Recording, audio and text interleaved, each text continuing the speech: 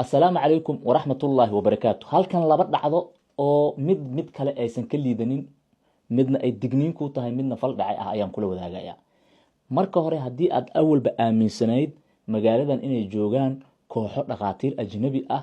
iyo kuwa kale oo Soomaaliyo dulaaliin ah oo u shaqeeya dadka magaalada ay ka soo afduubtaan loo keeno caafimaad iska marsiiya hadii uu anfacana wixii ay qofkaas ka rabeen ku sameeyo ama xanuun ha ku sii talaalaan qofka ama asaga xubnihiisa ha qaataan ogow magaalada ka jirta cadeyntii ugu horeysay ma aha dhowr jeer hore laga hadlay laakiin qofkii oo nool oo ka hadlay ayaan hayna marka hadaa rag tahay iyo hadaa dumar tahay labadaba waa qusaysaa sheekadan koowaad waxaana ay ku saabsan tahay gabadhan aabaheed uu ag taagan yahay ujeedid gabadhan walaasheen ah Sawda ayaa la yiraahdaa gurigeeda iyadoo ag taagan ayaa hal mar lagu soo ag jaray gaari kadibna waxa lagu buufiyay wax kiimika ah gabadhi mar qura ayay wareertay dhowr rag ay ahaayeen gudaha gaariga ay ku tuurteen waana wateen intaas miyay ku ag tahay way miyir daboolantay balse ilaahay miyirku wuxuu ku soo celiyay daawadiina ka baxday mar ay ku siman yihiin kilomitir 4 qof magaalada jooga waay geesiga fiirisay isla markii kilomitir 4 ay joogtay aragtay waxa ay isku dayday inay qeeliso afka ayaa lagu dhigay ayagu waxay aaminsanaayeen inaysan ku soo naaxi doonin mid kamid ayaa marka afka ku haayay gacanteeda xoog waliba gaarigan waa socday waxay laakiin dhagta ka maqlaysay taleefan inuu soo dhacay oo la leeyahay dhinaca eelaboorka soo aada fariintan waxa iyadu cideeda hadda ay go'aan ku gaaray inaysan ka hadlin oo ay iska aamusaan faahfaahin intan ka badan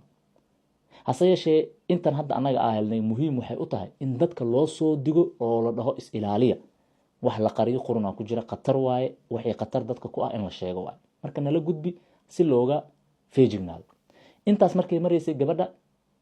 waxa la geeyay meel siday sheegayso ay joogaan rag kale oo dhaqaatiir isugu jira iyo kuwa kale oo caadi ah waxaana u yimid dhakhtar ajnabi ah kadibna baaritaan ayaa gabadha la geliyay dhiig ayaa laga qaaday siday sheegayso cirbada lagu muday madaxa waxba laga saaray halkaan geesahan uurku jirteeda la baaray kilida iyo waxaas oo kale qalab ay iga saarayeen tiri waxaana ay sheegtay in qiyaastii daqiiqadooyin markii la haystay aad u badan 3 daqiiqo meelahaas kadib in dhakhtarkii uu soo laabtay ku wargeliyay nimankii in qofkan waxba uusan u tareenin oo ay tahay qof xoogaa xanuunsan ama jiran qofkii la rabayna aysan ahayn meesha ay geen karaan ay dib u geeyaan ama meeshii ka soo qaadeen ama meel ay ku tuuraan sidee yeeli karaan isla gaarigii intaan lagu soo celin gabadhii hadana wixii lagu buufiyay gaarigii la soo saaray meel dhexe oo degmada Kaarana ayaa lagu tuuray waxaana dhacday markaas in gabadhii ay arkeen dad meesha ka dhawaa dadkii ayaa ku soo kala orday caawiyay biyo ku shubay nasiib daro gaarigii lama hayo ilaa hadda waxyaabaan fahmi laanahay wili sidii u qaraabana dad waaweyn oo lumay markay arki jiray oo aan la yaabanaa waxaan inay jiraan waa aaminsanaa dad badan oo aaminsan waa jiraan kadib marka gabadhii biyo lagu shubay xaaladii si loo dhaamay gabadhii waxay xasuusatay nambaradii ehelkeedii dhacdadii ay toos uga sheekeynay waatana iyada hadlaysa kadib dhacdada labaad oo murug leh ayaan ka hadli doonaa aan isla daawano hay inta maanta laga watay warshada siyarka ma laga watay saaki ma ahade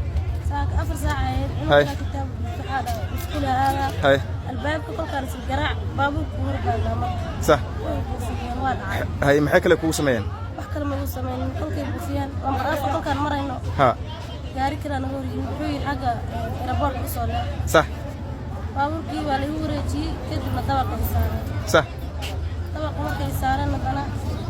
mishiinay geliyeen mishiinkii waa dhaqaaq waayay digada iga qaaday meel waxay geeyeen qol gaaray geeyeen niman dhakhtar ay yimaadeen hadana digada baaray meelahan waxba iga saaray neef waxa iga baaray waxba wuxuu yiraahday jirantay meel ay saaray markii aad wali la dibinay soo bixin